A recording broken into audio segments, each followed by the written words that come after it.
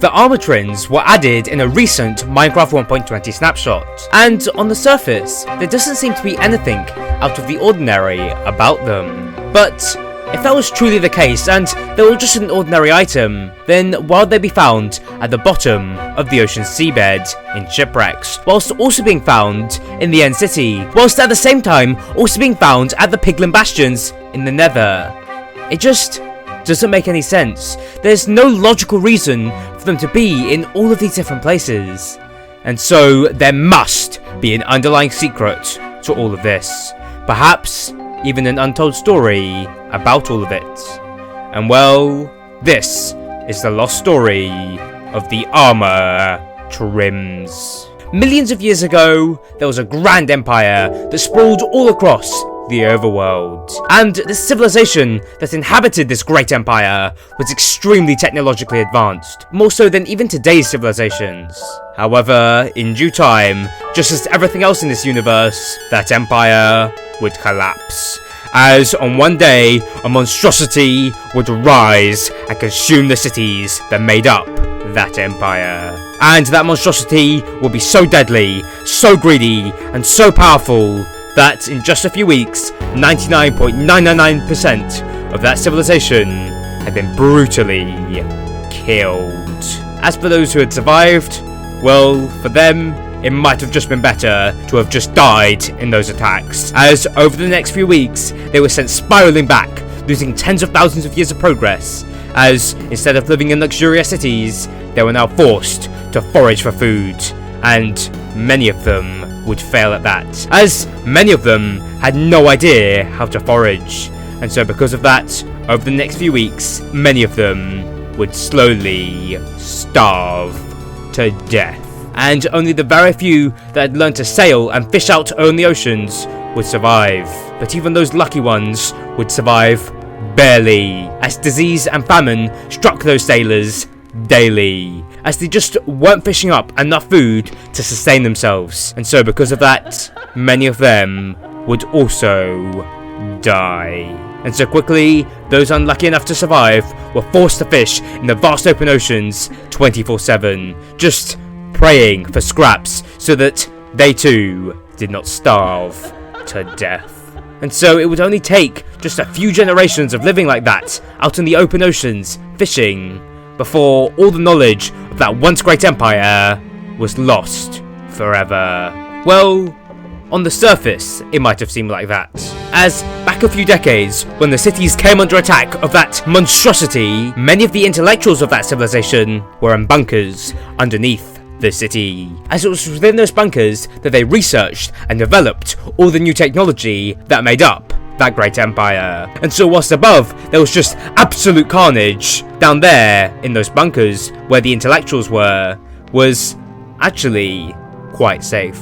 But at the same time, the intellectuals knew that wouldn't last forever, and so many of them began travelling through the portals they had within those bunkers. The idea with that was that if they could all link together, then they could, using their combined strength, develop a new technology that could help them fight back against whatever that strange blue thing was. And so it was over those next few weeks, whilst those who escaped the city were starving, that all the intellectuals had to meet up in one giant bunker. And it was then that they began to create this advanced weaponry. However, creating anything was quite difficult at that time, considering they had very limited resources and they had to keep deadly silent. And so it's because of that, it took them well over 50 years to create only 2 new pieces of technology. The first was a soul-powered pendant that could upgrade their diamond weaponry into impenetrable black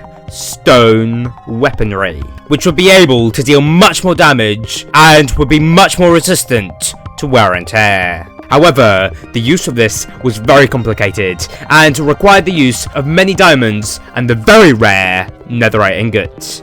But it did work, and they did have plans to improve it later, and so for now it was going to have to do. Meanwhile, their second piece of technology was a pendant, but this one was powered by liquid diamonds, and it was going to have the powers to make any armor adaptable to any environment, meaning their defenses would be unbreakable with the use of this pendant. And so because of that, it should have made these intellectuals invulnerable to that skulk. Also, it was going to be able to harness the power of any mineral for extra power-ups, which could further benefit them. Additionally, adding all those extra minerals to that pendant would also change the colour of the armour, which was just a fun feature that they created because they were starting to get quite bored in that bunker. And so it was going to revolutionise combat forever. Now, I say these pendants, or armour trims as they called them, were going to do all these things because they never got the chance to actually complete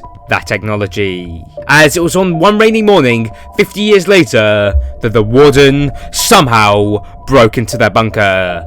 Now, all the intellectuals were very confused on how it got in, but they knew it was going to be okay.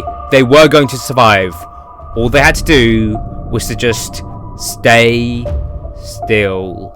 But for one of them, well, they just couldn't have this. They were just too stressed out, and so they tried to run away. And well, let's just say nothing good came from that. Chaos erupted in that bunker afterwards, as all the intellectuals attempted to grab as many pendants as they could before running away as the warden began to chase them. Now, many of them got lucky, were able to get out of that city and reach safety in the overworld. But a lot of them weren't so lucky, as the warden, after feeling all these vibrations, uses sonic boom attack, which caused the only escape in the city to be blocked off. And so the remaining intellectuals were forced to either go into an end portal or go into another portal, both of which they had in the bunker. Now, none of them wanted to do this because they knew just how deadly it would be to go in either. But at this point, they had no choice. It was either likely death or certain death. And sadly for those intellectuals who didn't act fast enough on this decision, that choice would quickly be taken away from them, as in just a matter of minutes, the skulk consumed both portals, meaning those who didn't enter either portal were now stuck in the city, destined to die at the hands of the warden. And well, they did die very quickly. And so because of that, there were now hundreds of these armor trim pendants all across the floor, as the intellectuals had hung on to them even in their dying moments. And so now, as they were surrounded by the skulk, they began to adapt, just as they were programmed to. And so the first variation of the armor trim was created, and that was the ward trim. Now, the skulk didn't know what this ward trim was, and so it just ordered the warden to place them into chests throughout this skulky empire, and then it was commanded to just leave them alone, as the skulk was just uncertain of their potential. And so because these ward trims were left in the ancient city, they stayed untouched permanently, as no one ventured anywhere near them. And in fact, the ward trims are still there today. But now, back onto those so-called lucky escapees, the ones who were actually able to escape out onto the open overworld after running away from that disaster. In fact, maybe they weren't so lucky, as they had never lived a life without technology before, and so because of that, they had no idea what to do next. And well, yes, they did have these extremely advanced armor trims, but they weren't going to be very useful to them, as none of them had any armor, and so because of that, they were now faced with a challenge that was unlike anything that they'd ever faced before in their entire lives. But luckily, many of them thought they knew what they needed to do, as they thought they just needed to follow the rivers, and that should take them to an ocean, which should allow them to drink clean water. And so as no one else had any other ideas, they all did just that. And they followed that river down to the beaches, where they began to drink the ocean water, happy, thinking that they were finally going to be able to end their thirst and survive even outside their city. However, drinking that water was a very dumb idea, as the salty water only dehydrated them, and so because of that, every single one of them was dead in the next day or so. And so because of that, there were now tens of thousands of these magical armor trim pendants that they had brought with them, all lying across the beaches of the world, just slowly sinking in the sand. But these pendants wouldn't stay like that for too long, as only a few weeks later, one of the sailors spotted them, and he went up to them.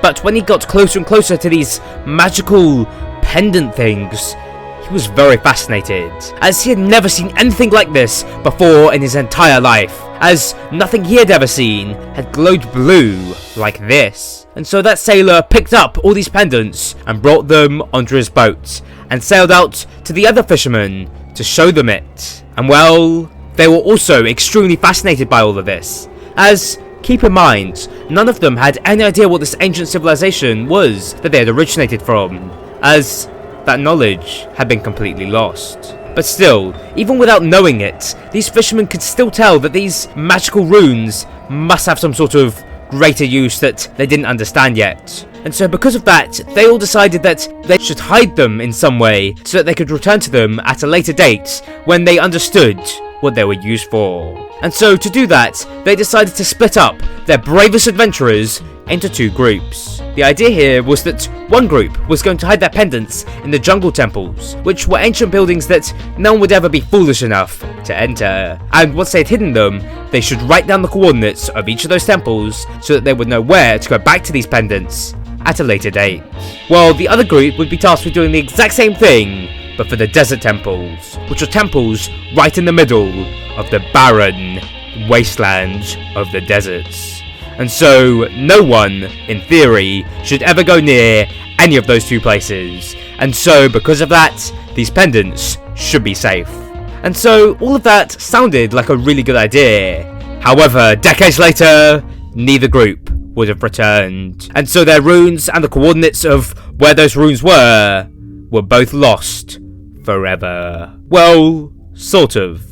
As they did both hide thousands of these armor trim rooms all across the jungle and all across the desert. It's just they both fell victims to the traps within those buildings after a while, as they got complacent with their hiding. And so even though no one would ever go out looking for these pendants ever again, or even try and find them, they were still there, hiding in the chests of the deserts or the jungles. And so, over time, the armor trims, just as they were coded to by those intellectuals, would adapt to their environment. Hence why, in the jungle, the wild armor trim was created, as the moss around consumed it. And why in the desert, the dune armor trim was created, as the sand covered it.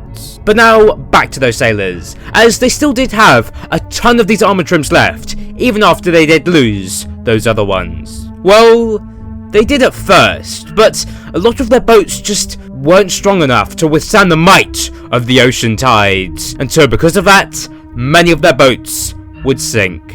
In fact, most of their boats would sink, and so when they would, the armor trim pendants would sink with them, as they were just far too heavy and just not important enough to warrant taking on their emergency boats. And so as a result, over time, thousands of these armor trim runes would be left behind on the ocean floor, where they would eventually adapt to the ocean, which thus created another variant of the armor trim, which became known as the coast armor trim. But not all of these coast trims would stay that way forever, as for some strange reason, if a ship sank near to an ocean monument, the Elder Guardian, for some reason, would just be called out to it, and almost every time, the Elder Guardian would eventually give in to those callings, and would go over to that ship, where the pendant, when they get close enough, would just be absorbed into its skin, which would create the Tide armor trim. Now, the reason for this happening is still unknown, as that only happened with the Elder Guardian, none others. But regardless of that strange oddity, let's get back onto the sailors. After some time, the sailors began to see that they just couldn't last as an ocean-bearing civilization, and so many decided to return to land. And it was there that they would set up a new civilization, one that we would know today as the villagers. And so once they began to set up these brand new villages, they took any armor trims that they still had on their boats and placed them in the center of their brand new villages. And quite quickly, they were seen as the ultimate source of wealth amongst the villagers, as they had become quite rare at that point. However, they wouldn't stay in the hands of the villagers for too long, as soon the pillagers would emerge, and quickly they were at their peak raiding capacity. And so over just a few decades, they were able to steal every single armor trim. And most of these stolen trims were taken back to their outposts, where they were kept as trophies of their victory over the villagers. And well, as they were now staying in one place, they too eventually adapted to their surroundings, and so the Century Armor Trim was created. But the pillagers had no idea what this armor trim was, or even why the villagers were using it. And so to find out what it was, eventually many of them began calling on their allies, the evokers, to come to their pillager outposts and take a look. And when they did, the evokers were very fascinated with what they saw, as the technology on these things was unmatched. And so with the pillagers' permission, the evokers took just over half of all these armor trims from the outposts and moved them over to the Woodland Mansion, where they began doing more in-depth experimentation on them. However, many of those experiments would just be complete and utter failures, as the technology in them was just far too confusing for them to interpret. So after doing that, they had learnt nothing. But now they had to return all of these trims with no new information back to the outposts. But they didn't want to do that. They just wanted to keep them in their mansions, as that would take a lot of effort moving them all back. Now, when the pillagers heard this, they were quite annoyed, as they had spent quite a long time raiding all the villagers to get all of them. And now the evokers were just going to leave them in their mansion? No, that wasn't going to happen. What if the villagers came and stole them? But luckily, the evokers quickly calmed down the pillagers by summoning Vexes and promised that the Vexes would guard them at all times. And after hearing that, well, the pillagers just became happy, as who would be dumb enough to try and get past the Vex to steal everything? They were going to be safe. And so over the next few centuries, those armor trims would be left in the Woodland Mansion, constantly guarded by the Vexed. And so just as it had happened many times before with many of the other armor trims, over time they would adapt to their surroundings. And so eventually that's how the Vex trims would come around, as over time they'd been able to absorb some of the Vex's energy and use that as their defense. And so that's the story of all the armor trims found in the overworld. But what about those that fled to the end? What happened to their armor trims? Well, those that fled to the end struggled greatly to survive, but that was because there was almost no food or any water anywhere in the end. And so because of that, many intellectuals died of starvation very quickly, and the armor trims they were hoarding were quickly left on the ground, just waiting to despawn. But this time, instead of sailors coming to pick them up, the Endermen were the ones who picked them up. But those Endermen, once they picked up these armor trims, they couldn't drop them, nor could they place them down. It was very strange. It was almost like a curse. And so because of that, the Endermen were forced to venture into the End Cities, as that was the only place where they could regain function of their hands, as they could leave the armor trims in chests. And so now, as I'm sure you're guessing, those trims would also adapt to their environment, as the purple blocks that surrounded them would rub off on them, and hence the Spire trim was created. And as no one ever ventured near them, they stayed there for millions of years. But that's not the only trim variation that was caused by the end, as not all the intellectuals died in the end, as some of them, before they starved to death, found portals, and they were able to go through those portals, which took them to safety in the overworld, more specifically, into the stronghold. However, by the time they would make it to that point, they would be starving and weak. And well, because there was no escape from the stronghold, and they were just too weak to break the stones within the strongholds, they would be stuck there. And there was no food there either, so they knew they were going to starve to death. And so, realizing that, they would just place the armor trims into a chest and would just leave it there, hoping that someone would find it eventually and use it to kill that skulk. But again, that armor trim not moving would slowly adapt to its surroundings. However, the way it reacted was very unusual. This trim, unlike many others, had been in the end, and so because of that, it had quite a lot of endstone dust on it, which it reacted to, and so that's how the eye trim was created. And so after leaving that final trim in that chest, the intellectual that survived would spend their last days in the library, reading old Minecraft legends before they would inevitably starve to death. But you know what the worst part is about all of these armor trims? Well, it's the fact that because this technology was never completed by those intellectuals, only the adapting to the environment and the change of color with materials were the functioning features, meaning the core function of added defense and magical powers had failed, and so the trims were almost completely useless. But back onto those old Minecraft legends, one of their favourites that they loved to read before, well, dying, was a story about a great king of the oceans. It was a very interesting story, and that's why so many of them were fascinated by it. And if you want to learn about those magical legends, just as the intellectuals did, well, you'll need to watch this video.